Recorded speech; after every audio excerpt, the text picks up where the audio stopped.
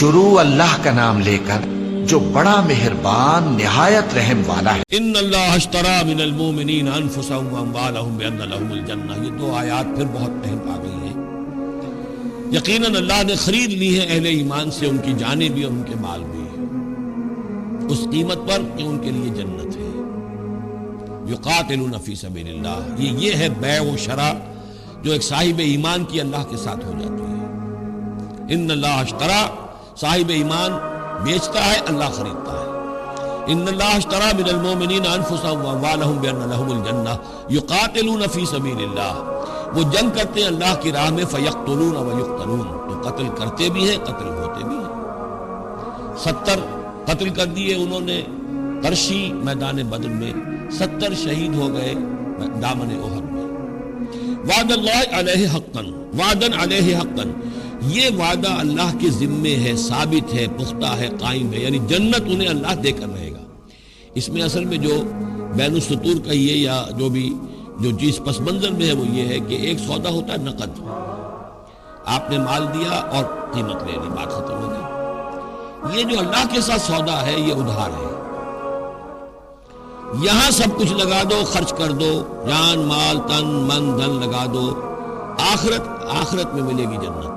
جنت یہاں نہیں ہے، جنت وہاں ہے۔ تو چونکہ ادھار کا سودا ہے، اس پر دل میں کچھ نہ کچھ دغدغہ رہتا ہے۔ نو نقد نہ تیرا ادھار والی جو مثال ہے کہ 9 نقد نہ تیرا ادھار، ادھار کی 13 سے بہتر ہے کہ 9 جو نقد ملتے ہیں وہ لے لیے جائیں۔ تو اس حوالے سے جو ہے انسانی کمزوری بر بنائے طبع بشری اس کے اندر ایک دغدغہ رہتا ہے، اس کو اب کس زور کے ساتھ اس کی نفی کی جا رہی۔ وعدن علیہ حقا، کوئی شک نہ کرو یہ وعدہ ہے اس کے ذمے حق ثابت، فی التوراۃ والانجیل والقرآن، اور اللہ کی طرف سے اس وعدے کی توثیق 3 دفعہ ہو چکی ہے، تورات میں ہوئی، انجیل میں ہوئی، قرآن میں ہوئی۔ ومن اوفی بعہدہ من اللہ، اور اللہ سے بڑھ کر اپنے عہد کا وفا کرنے والا کون ہوگا؟ فاستبشروا ببیعکم الذی بایعتم بہ، پس خوشیاں مناؤ، جشن مناؤ اس بیع پر جو تم نے کی ہے۔ اب یہاں ایک لفظ اور آ گیا، بایعتم بہ، آپس میں جو سودا کیا ہے، مبایعت باب مفاعلہ، با یبیع بیچنا، یہ ثلاثی مجرد ہے، اور یہ جو ہے بیعت بنتی ہے بایع یبایع، آپس میں کوئی سودا کر لینا۔ تو فاستبشروا ببیعکم الذی بایعتم بہ، بس خوشیاں مناؤ اس بیع پر جس کا سودا تم نے اپنے اللہ سے کیا ہے۔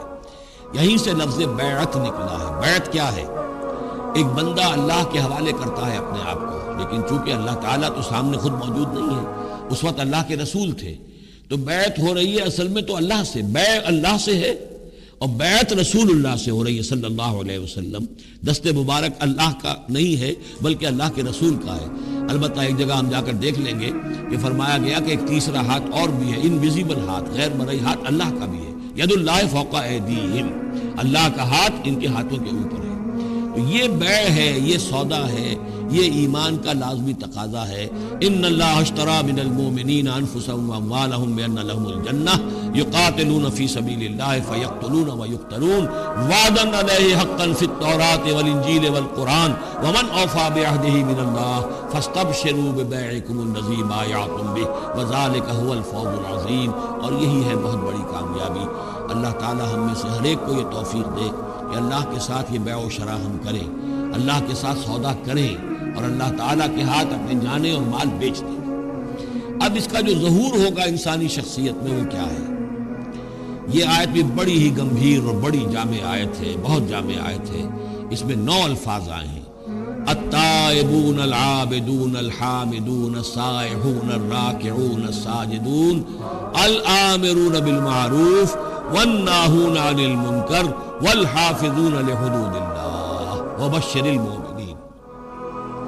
توبہ کرنے والے، اللہ کی پرستش اور بندگی کرنے والے، اللہ کی حمد اور تعریف کرنے والے، دنیاوی آسائشوں سے لا تعلق رہنے والے، سائحون پچھلے زمانے میں ہوتا تھا بنباس لینے والے، چلے جانے والے، شہروں کو چھوڑ کر چلے جاتے تھے لوگ جنگلوں کے اندر، لیکن ہمارے یہاں اسلام میں اب سیاحت نہیں رہی ہے، رہبانیت ختم کر دی گئی ہے۔ البتہ روزے داروں پر اطلاق ہوتا ہے، مہاجرین پر، مجاہدین پر جو اللہ کی راہ میں نکلے ہوتے ہیں وہ بھی گیا کہ ان کے مشابہ ہو جائے۔ لا رہبانیت فی الاسلام الا الصوم، لا رحمانیت فی الاسلام الا الجہاد فی سبیل اللہ. الراکعون رکوع کرنے والے، الساجدون سجدہ کرنے والے. اور پھر تین الفاظ وہ ہیں تو جو ایک عملی جدوجہد، باقی سارے اوصاف تو اپنے ہیں، ذاتی ہیں، لیکن اس سے جو متعدی ہونا ہے، معاشرے کے ساتھ انہیں جو معاملہ کرنا ہے، جو بھی اب اس دعوت و تحریک کے لیے جو عمل کرنا ہے، الامرون بالمعروف نیکی کا حکم دینے والے، والناہون عن المنکر بدی سے روکنے والے، اور سب سے زیادہ جامع لفظ آیا حافظون لحدود اللہ، اللہ کے حدود کی حفاظت کرنے والے. گویا کہ خدائی فوجدار بن کر کھڑے ہو جانے والے، یہ اللہ کی حدود ہے، ہم پامال نہیں کرنے دیں گے، ہم انہیں توڑنے نہیں دیں گے. یہ ہے وہ در حقیقت کے جو منہج انقلاب نبوی کے ضمن میں اس دور میں جو ایک اجتہاد کی ایک ضرورت ہے کہ جو بھی آخری مرحلہ ہوگا جبکہ وہ سارے مراحل طے ہو چکے ہوں تو اس میں نہی عن المنکر بالید، کہ ہم حدود اللہ کو اب نہیں ٹوٹنے دیں گے اور ہم پوری طاقت کے ساتھ حفاظت کریں گے اللہ کی حدود کی، اور جو بھی منکرات ہیں ان کو روکیں گے. وبشر المؤمنین، اور اے نبی ان اہل ایمان کو آپ بشارت دے دیجئے. اللہم ربنا اجعلنا منہم.